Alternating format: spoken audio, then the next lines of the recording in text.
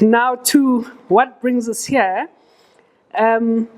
So as you all know, this is a space about memory, it's a space about cultural continuation, it's a space about history and heritage.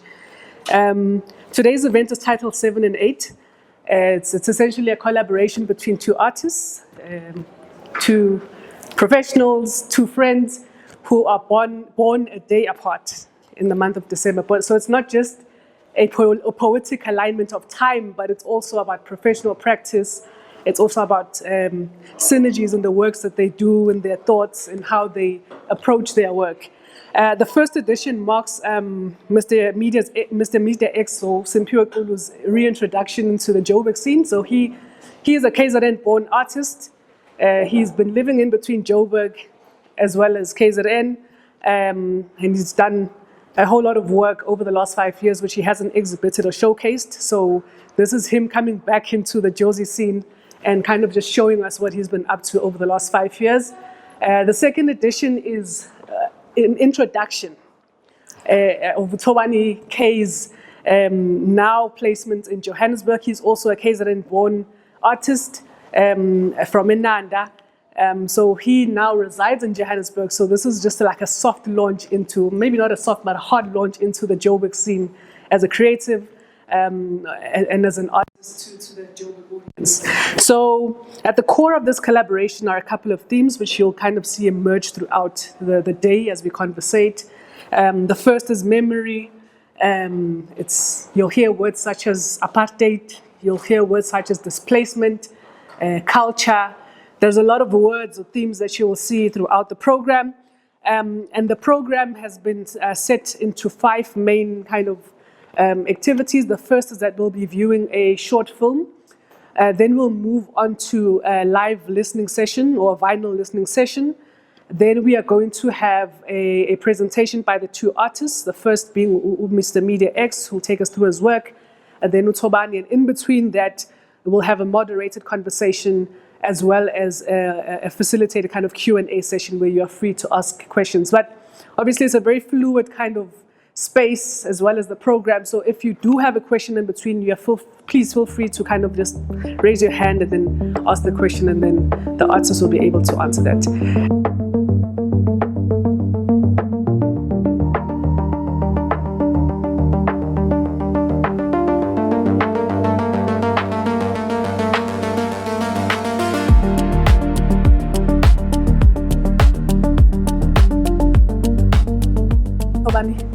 You can speak us through your work, please.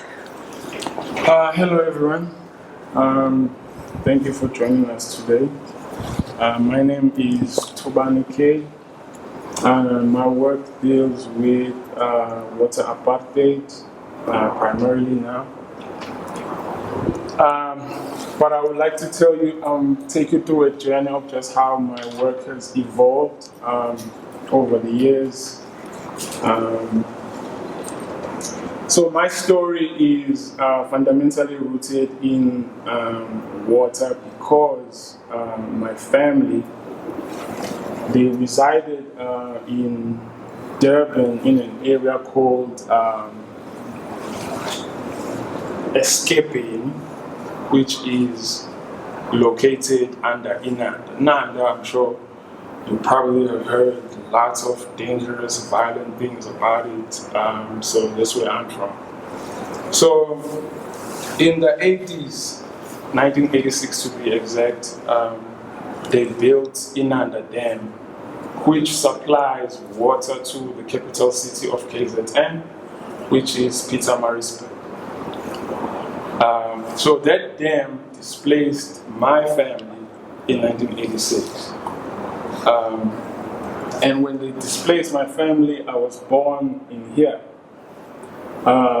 This is a tin house that was given as temporary shelter for everyone that was displaced. You were not necessarily given land to relocate. They just told you, go find space amongst your relatives, essentially. So my grandmother managed to find a place or a plot of land through her relatives. Okay, please time. through her relatives. And I was born in here. My granny was a nurse. She's still alive. She's 95 today. So here I was born. And my photography, just in conversating with my family in terms of how it was like, just people's livelihood, community life, assets, the things that they lost. And it was always a big sigh when my grandmother explains things she lost, like the store that she owned, cars that she had, land that she had. So the name Escapian was the name of a community. However, the name came about the fact that there was a little river before the dam came about, and there was a community that needed to cross the river in order to go home or in order to go work. So my grandmother bought a boat that she charged people in order to cross that river. So due to its significance as just part of life, they called that area Escapian. Escapian means boat, right? So the store that my granny owned became Escapian. The area, as a result, became Escapian. So when we relocated, so this tin house here is where we relocated after being moved from this dam. But I'm just trying to explain that these images that you see here, for some reason, I've always been drawn to water. So coming here and seeing, these dead trees on the top left protruding through the river, I'm seeing, a bag and a bottle. I think it was me just spiritually wondering and curious about the items that they lost, the life and buildings that were buried underwater. So it was almost like I'm just looking for dead things as I was photographing here. This photo shoot here, I would say essentially was like a birth of something more on a creative side. So this is 2016. I bought the camera in 2014, if I'm not mistaken. And Simpiwe, or Mr MediaX, came to me and just said, I need to begin a project called Orange, and I want you to do anything with it. So I think for me, how I create is always aligned with how I'm feeling or what I'm going through. So being, just black and particularly Zulu as well, I'm educated because I got a degree. Sometimes when things maybe on the financial side don't go accordingly based on people's views, they like to put it on your spirituality as the blame. Something is not right, you need to fix something. So Simpiwe is coming to me wanting a visual project. I'm going through that. Mind you, 2016, I'm also working. But there's noise still in my ears just coming from family, relatives, and I projected that through this project. And for me, it was also a journey whereby I discovered, why I put Wrestle with God in my name. Is because of this type of noise that was happening in my name, around my ears and in my life. Because I always had an issue with the fact that my strength, my thinking, my abilities, how can they be insufficient as a living human being, and I need to rely on people that no longer exist. I always challenge that. And prior to they're going to say that's due to your education and stuff and your abandoning your black ways type of thing, but that's how I reason. And again, every time I did a photo shoot, because if you also notice in this image, we are next to the dam. This very dam where my family is buried in terms of what we lost and how we were displaced. So every time now I'm having a photo shoot, unconsciously, I'm bringing people next to this river. Even if you look at here, this is the dam, or Inanda Dam, where we had this photo shoot. This is the beach. It's always been my go-to place for some reason. Like, let's just go next to the water. This is Nosi Hezulu. She's a singer. I've done a lot of her images as an artist. Her, again, she did not request that we go to somewhere where there's waters, but for some reason, amongst the locations that we visited, I always went where there is also water. This is also no city here, but it was also a photo shoot with friends called Petting Nation. We have a scene next or in the dam as well. Even here, this made it to a cover of a magazine called New Corn Poetry. This was front cover. This is one location, and again, we ended up at the dam in some location. So unconsciously, I think there's some spiritual inclination that I've been having with water. I don't know if it's based on what happened to my family, but I do know that through the displacement, there has been one male figure in our community who's been championing our compensation, that the government needs to compensate this community that was displaced by Inanda Dam. It hasn't come to fruition. And one of the things that those people used to say is when they dream, they still dream about living in that area where we were displaced. In such a way that at some point they wanted some spiritual cleansing coming from government. Because you have to consider, when you displace a community like that, they also have a grave site in that very area.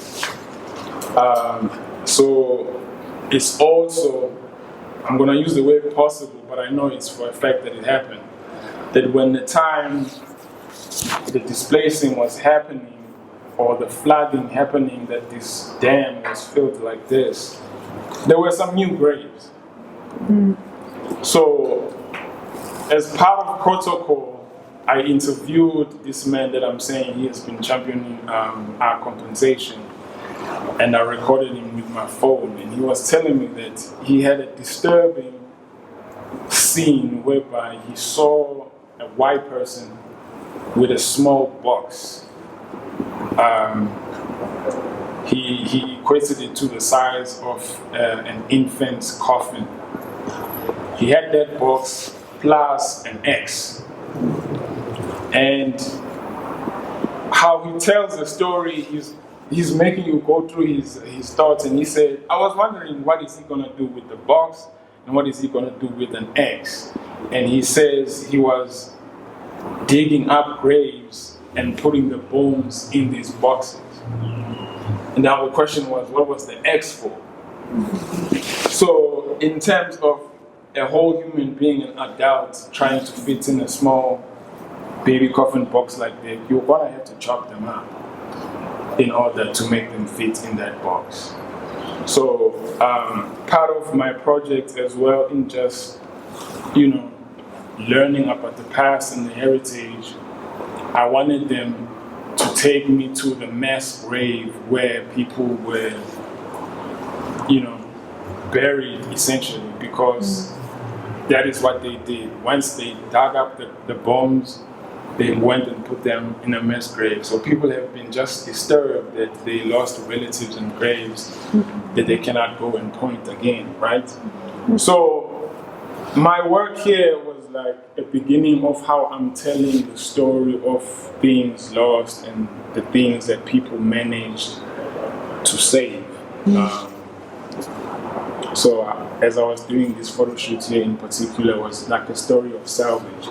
How much can you salvage? Because my granny always had a lot of pain in terms of, I lost such and such and such. To a certain degree, if you're cooking, I love cooking, she would tell you, hey, use this dish, forgetting that, hey, it wasn't here where we reside now. You actually lost it back when you were living here as Japan. And then being displaced by Inanda Dam to another community that does not have tap water. We in turn came back to the dam. So I was born at this point. I know this story for sure. We in turn went to the dam to get drinking water for washing, for bathing, everything. Some people went exactly to the dam in order to take bath. But if you want to have drinking water, you have to find a container and take it back home. So you can imagine cholera broke out pretty much at this time. And then there were organizations that came and told us, let's put bleach on it. And you have to wait 24 hours. 25 liter, put a teaspoon for 24 hours, and then you can drink it. So these images that you're seeing here is me trying to tell that story. The other things that I always also try to fuse were just the element of styling or fashion, because as friends, me and Mr MediaX here, we were very fascinated about a lot of things dealing with art and fashion and all those things. So I always try to maybe, as I'm creating, beautify, make it digestible to the audience. So around 2018 and 2025, 2017, I lost my job. The same one that I'm saying Simpiwe came to me looking for a photo shoot. When I came back to my community, I was just more engraved in the issue of water tankers. So you had piped water. If you look at this image here, this tank has a municipality sign or logo. So how we received water was through these gray tanks. And then now they've gone dry. So people unplug them from the pipes of the municipality because they're useless. And they take them here to the streets in order to fill them up with water, because a water tanker is not supposed to come to your house and give you water. You're supposed to come to the streets. So families flood to the streets and wait for water tankers. If you're looking at here, these are municipality assets. But now, because they're useless, because there's no water in the pipes, people unplug them. People unplug them in order to have containers that can store water. So it becomes a game of how much storage size do you have. You will buy the infrastructure that you are able to store water. Why? Because water tankers visit your site once a week.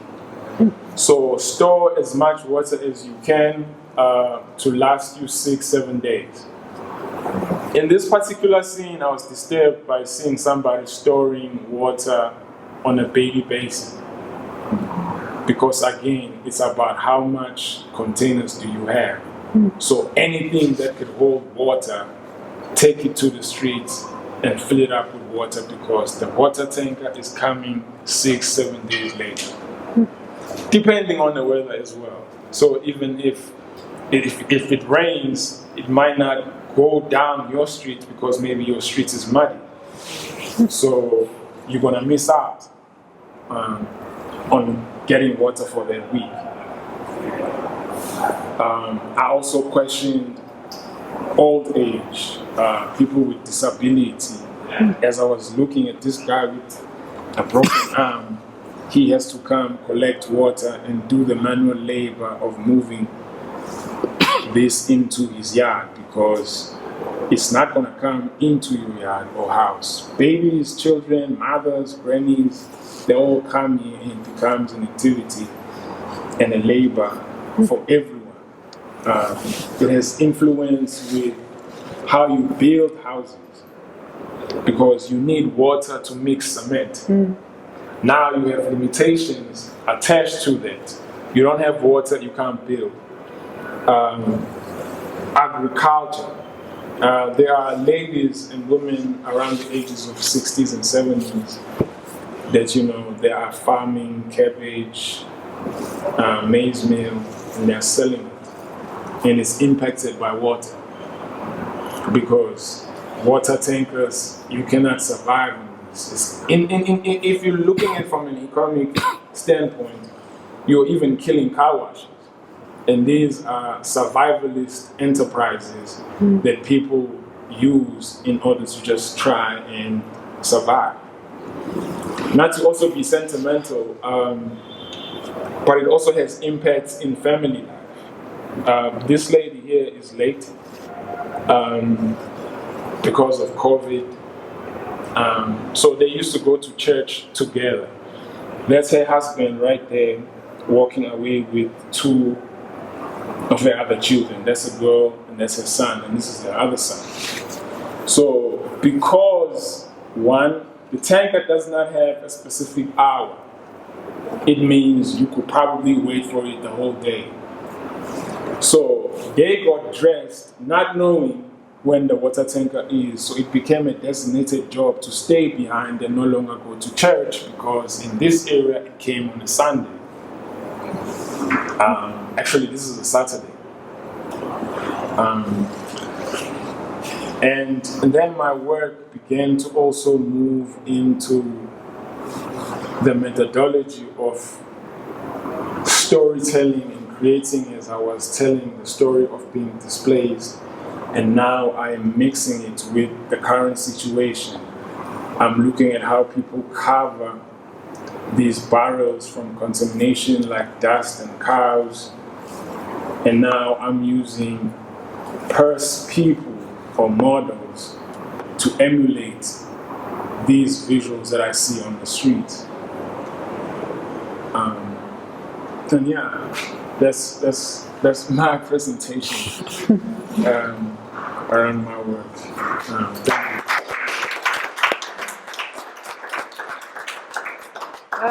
Thank you so much, Thobani. It's such a heavy body of work. I think what's in 2026, we are still struggling. The community is still struggling to get water, and it's crazy because it's not just in Nanda anymore, but it's kind of spread throughout the whole country. It's an issue that we are dealing with throughout the whole country. Just to save time, maybe I'll invite us in here to ask a few questions. I'll jump in and then I'll open it up to the audience before we move to Mr MediaX's presentation. Yeah. No, man. Thanks as well, Thobani, just for sharing your story. I think one thing maybe I would like. Well, I'm actually even happy about us. I'm having this dialogue as well today. Is the fact that I think I've known Thobani for a while, and I think it can be very painful when there's artists out there who really have something strong and powerful to say and have a way to say it, but they don't have platforms and access to relay their messages. So even with you guys here, you might think it's small. For us, it's huge. That because we know how hard it is to get a message out there, and also using the medium of art, a lot of important things can be very much belittled. In that these are images, but somebody is just thinking that you're talking about fashion. So And fashion, I mean, we love fashion, but it can also be used really to communicate a lot of stuff. So maybe my thing to you, Thobani, is how do you deal with that component of being an artist, having these things to talk about, but seemingly not having an audience to support this dialogue? That how do you deal with that? And yeah.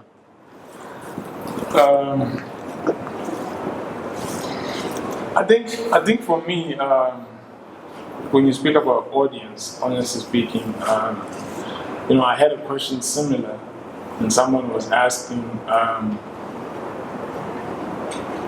where do you want your work to be spoken about? In what type of spaces?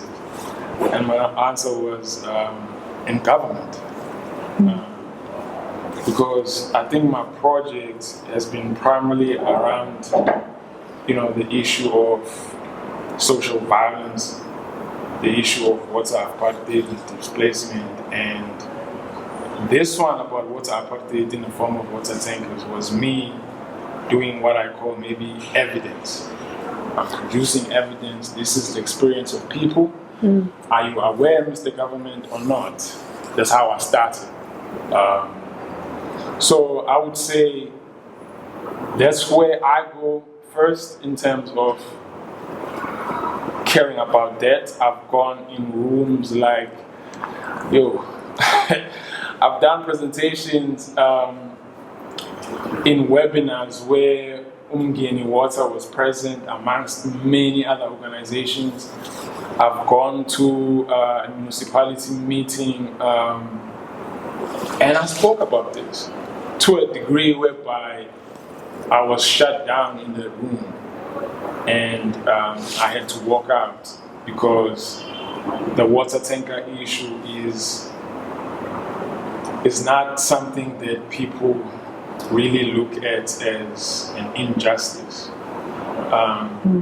So in spaces like this, when you speak of audience again, I think it matters in a sense of community creation, also awareness, and also building friends that might actually share the same struggle of experiencing water in this manner. So it's also just about making the message louder, but now I'm more aware that it's a deliberate action. So if you notice, I said 2018 to 2025, when I visited home, since I'm living this side, the water tankers are no longer outsourced by eThekwini municipality, but they have bought them. And now they are making it sound like it's more efficient and better, but it's actually the same knife because it's still a water tanker. It's not piped water, and a water tanker has implications of an experience of life to the people. I don't know if I'm answering the question. Okay. No. You did good. Yeah, I mean, I think I'll keep it to that. Maybe if I'd ask one more, do you feel though that you do get community support with your work? From my community? Yeah. I think maybe it might come in the form of allowing me to even photograph them. There was an image, due to our crazy life, I didn't put it in here. I photographed a man helping a woman carry a barrel this size. He was just being a gentleman, right? And then when he turned around and I'm photographing him, he just got pissed. He almost wanted to fight with me, but I didn't run. I just stood my ground because he posed the question, and I wanted to answer the question. Like, why are you photographing me? And I explained that this is going on here. I don't feel like it's fair. I'm trying to produce evidence. Then he came down. The woman that he was helping was like, hey, you should explain first before you did that because you could have been in trouble type of thing. So for me, I think people allow me, and also sometimes you get people that say, I think what you're doing is great, keep doing it.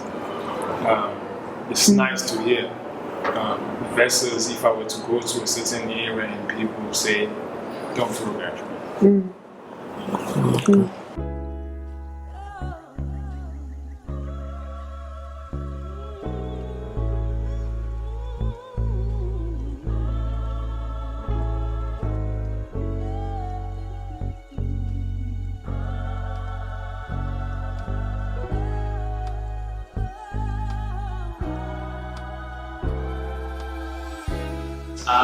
Everyone here. This is just, I guess, a snapshot of some of the stuff that I've been working on creatively over the, essentially the last few years. Obviously, I won't be able to cover everything at all, but I'll just try, just also for the sake of time, I'll just try to take you guys through just some key projects that I've worked on. But I mean, the themes that I obviously deal with a lot is I'm very collaborative with my art. Very collaborative. I'm open. I love the opportunity to work with anyone and with everyone. And I think that's also one of the things that has actually helped me in creating anything that resonates in art career. So collaboration and messing with technology and working digitally online is something that has really resonated with me because it's helped me and people I work with get around gatekeeping type things. You know, when you're a young artist, when Instagram started, you know, we weren't getting into galleries, whether you went to an art school or what, but we started like going on Instagram, doing shows, so those things are very important to me. I've constantly kept those themes. And also just lived art is something I'm very interested in, which is living your art every day. And kind of, because for me it becomes a case of almost making it and engaging with it daily. And also colonization in art is something that I think a lot of artists who get put in the black artist space have to deal with. So there's a lot of, that also kind of resonates a lot. It might be kind of something that I'm kind of also just maybe ready to kind of let go and try to explore some other things, because I think there's very interesting things happening in my life right now as well, and I enjoy speaking to things a bit more differently. So these are just some of the themes you'll see. I'll probably cover just 3 main projects. So as you saw there, James X is just a collective that I have with the filmmaker and script writer Michael James, and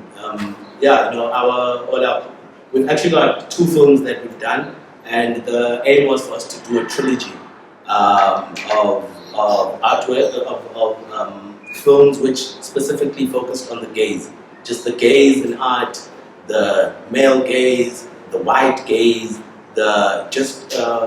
essentially those kind of things. So we had an opening in Durban. The first film is called The Devil Made an Image. I was kind of tempted to also show it today, but these films take a lot of time to make, think of, write, come up with, and also that be stupid enough to just try and get them to work. And obviously you guys have just seen the mysterious diversity of the same. These are some, the lighting is terrible, but these are just some of the behind the scenes shots on the shooting of this. I think an interesting story about this day as well is, this is probably the shoot went well, but the idea that we actually had was that I was just going to be in studio for a week in Durban, just doing sketches, like inviting people to do sketches and such things. And then Michael was like, "Hey, just like to come film me doing sketches with someone." So I was like, "Yeah, no, that's cool." And like a full 24-hour shoot later, I was like, "Bro, like I barely drew anything. Like we shot a film to it, And then next instance, we shot a film because Snare came through and helped out. But then I kind of got the jive of things. Okay, we're making like a short film here, and then we had to do more stuff the next day. And I probably did like some of my worst drawings on that day. So as you can imagine, set was quite interesting. These are some of the sketches that came from that. Funnily enough, the two on the right is the stuff that Snare was drawing, and the one on the left is what I had been drawing of and while she was on the table. Personally, I actually like hers better than mine. Yeah, I just think they were a lot more, I don't know, interesting. Maybe it's because she was new. But yeah, so that's a project I've been working on through the years. And then this was another project, this is probably more weird for me to share with you guys than the other one, because I think as Thobani would have said, like one thing that also connects us outside of him being born on the 7th and me on the 8th is just there's a combined like love for fashion, like a real love for fashion. And you know, I'm always trying to kind of sneak it in certain projects.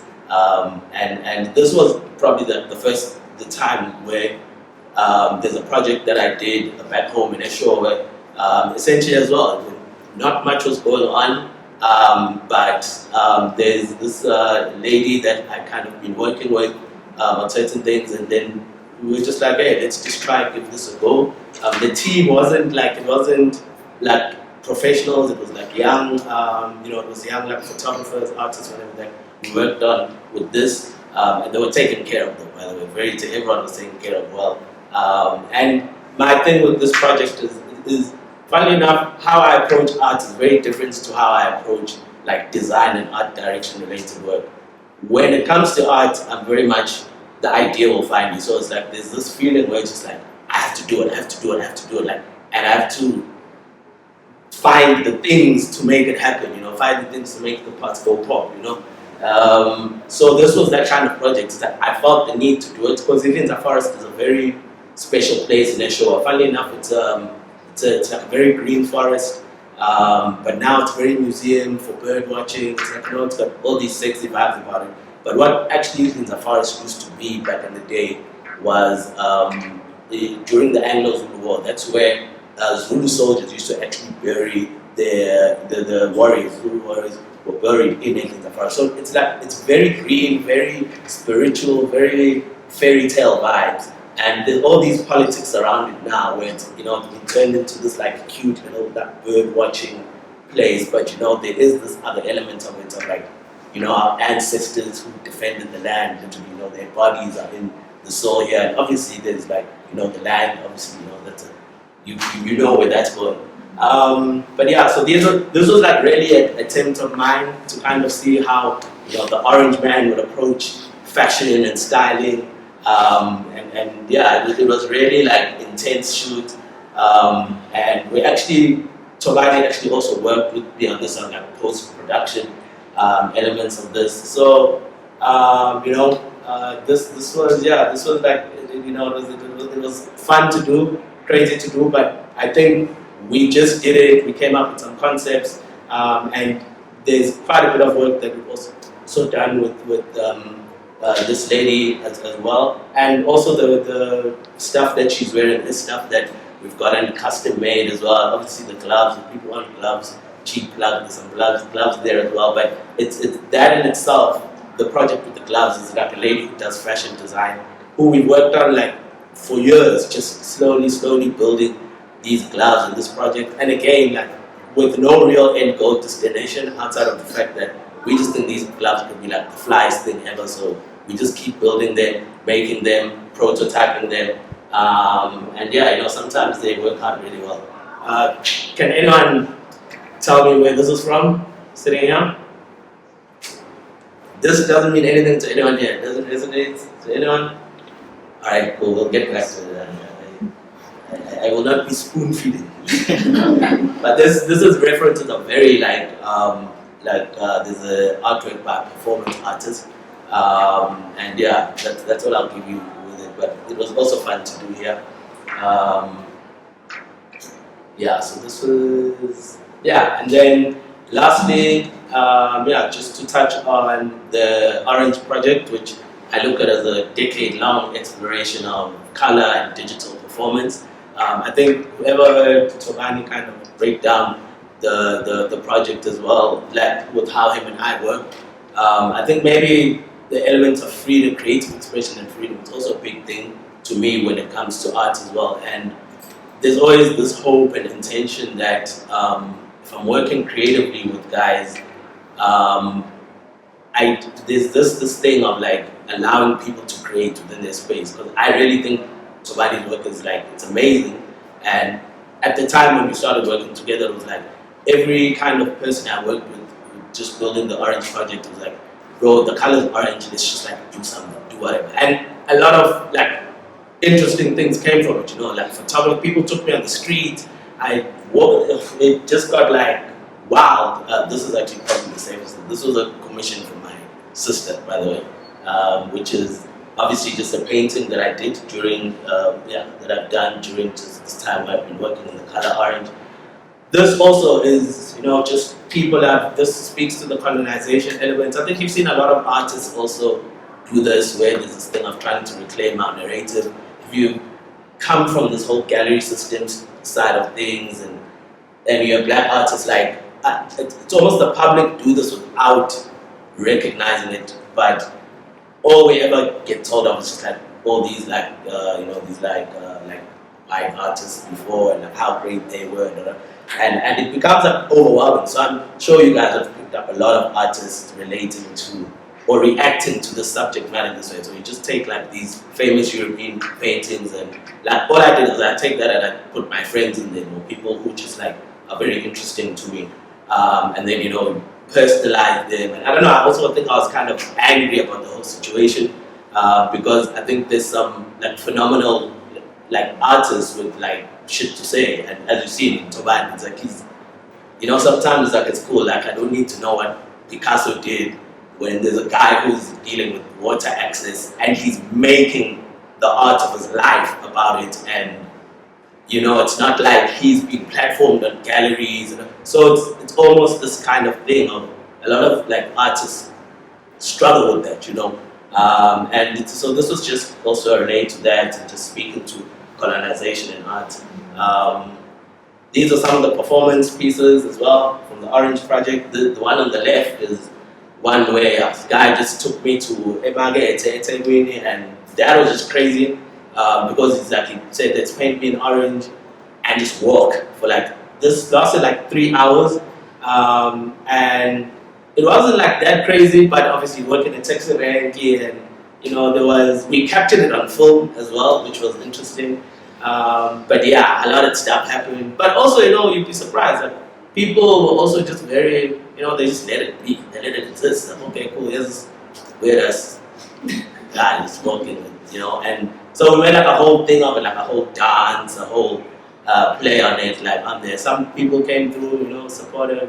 Weird shit happened, like some people, you know, spitting on the floor, you know, whole lot of shit. We remember walking around DUT, hey, some girls like, yo, and like, hey, take me home. And I was like, what's going on? So really, really, really cool. One in the middle is another performance arts project I did, where this is a whole other thing, like I was locked in a box. So that was an exhibition. The guy locked me in a box for 3 hours. Yeah, that's a whole other thing.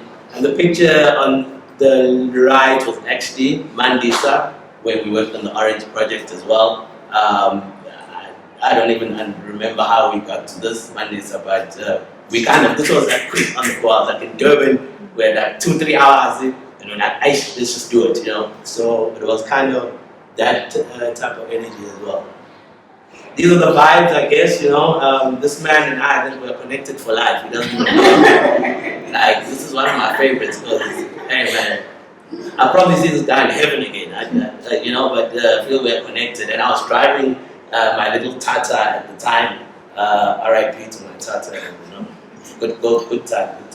But, so yeah, part of and this was actually, I was driving to do, it was after the performance, and I mean, we needed to go, so just like, hey man, no, we're taking like a lunch, like a food break or something, and then we went back, yeah, so, yeah, I think he had his own thoughts about this. And then obviously, the picture that obviously I've probably been most asked about, sorry, gee, didn't we say we switch our phones off on silent? Sorry, it's actually someone trying to come here. Sorry. I'm almost done. But I think Thobani's given, this and probably like there's another photograph where I was sitting like on a television naked, which is I think the most Mr MediaX image I've like ever taken. But and that was like I didn't put it on here, but I was sitting on a television which I got from my mother as a kid when I was 8, and like I love that TV like like my mother like put me on it then. And also there was that whole thing at the time that you are turning 8, so we are giving you something important, and then like it went back to like regular presents after that. So this image as well, I think there was a time where Thobani and I think we always just had this need to just work together and do some stuff. There's a lot of stuff. This guy lost there's full footage here of us killing this chicken. This guy lost it, and like that hurt me because like we worked really hard, and there were like these two like ladies who are on this photo shoot as well. But I think this time it was we needed to find a way to work together and make something. And Nami, it was a time for me to go to him, see him in Nanda, see how he moves. In Nanda, you guys don't know, like Shem is based in Nanda, so it's like both. And this guy lives like the view of both the Shembe factions, or I don't know, some type of situation like that. But it's very just interesting place. And this project was really, I think, it was interesting for us to do. We wanted to do a whole lot more stuff. We just ran out of money, thank God, because I think we'd be sued for some of the stuff we wanted to try to do. It was like there were crosses involved just to get people like it was a lot. But and I think this obviously is the image that I think it's connected us a lot. And that's my TikTok. That's just some of the things. Been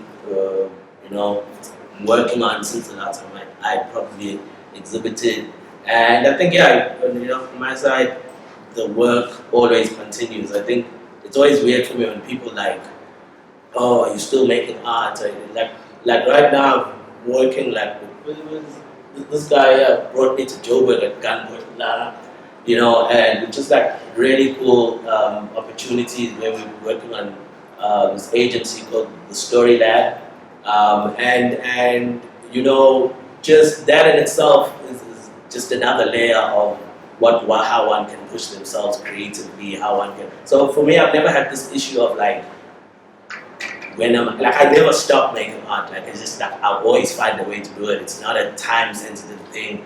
It's not like I've kind of figured out life to that. Even if I'm not making it, I'm making it. So.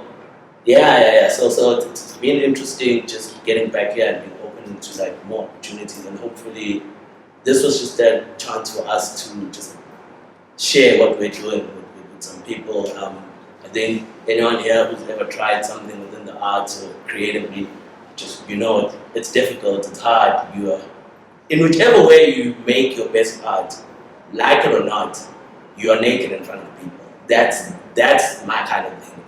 In whichever way, the art that hits people, in whichever way, you have to speak from a place that's difficult to speak from. So there's whether that comes in music, whether that comes in in all kinds of ways, but a lot of the time it has to be coming from somewhere. And it's interesting where you see a lot of like creatives and just people, just people in general. You can see they're struggling to go to that place to make a breakthrough, and in anything, in work, in your creative endeavors, it's not an easy thing to do. But I think something like creating art allows us to confront that side of things the whole time. It's like you can always do better. You can sometimes you know the things that are holding you back. It's like, but I think good art comes from that. Unfortunately, it doesn't come from making a lot of money, or I don't know. It's just by design. It's you make it and everything else kind of comes along.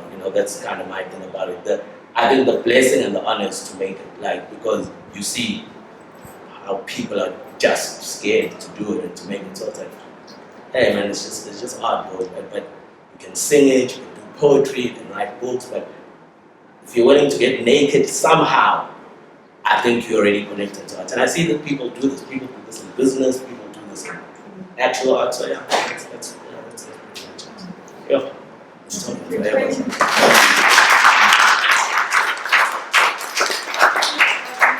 Thobani, do you have any question that you want to ask?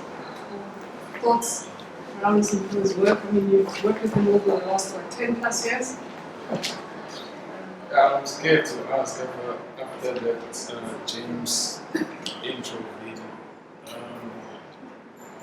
I think, beginning from the film, there was obviously a lot of discourse there. I think if I try to make sense of it, I get confused, and I have so many questions. But I think I'm just going to pin it at, in your work there is orange and black.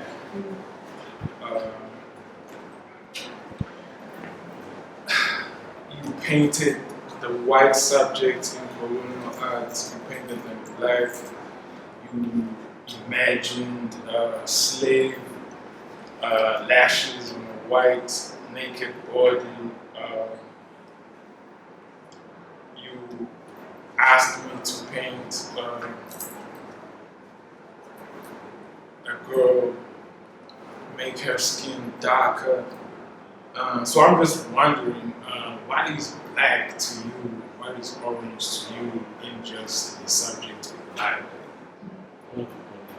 Hey, hey, bro, guys, Larry King. I think, I think blackness obviously is just something a lot of us have to deal with, whether you like it or not. So, it's something that just is. It's something that just is, and it's something for me where I enjoy having a component of it in the art I do. I think for me it's always important, whether it's through the color orange, whether it's through black, but I know which people support what I do in all aspects. So I can't neglect what is also like what matters to them. So I've never gone this route of like, I kind of tried it earlier in my career and it just didn't make sense, where I was like going to galleries and then like wanting to be exposed to like, just for lack of like a wide buying audience, whatever, something like that. Like it just didn't do anything. It looked good on the aesthetics, but I think once I just got comfortable with, okay, this is the art I'm doing, this is my story. Some of it makes sense, some of it doesn't make sense.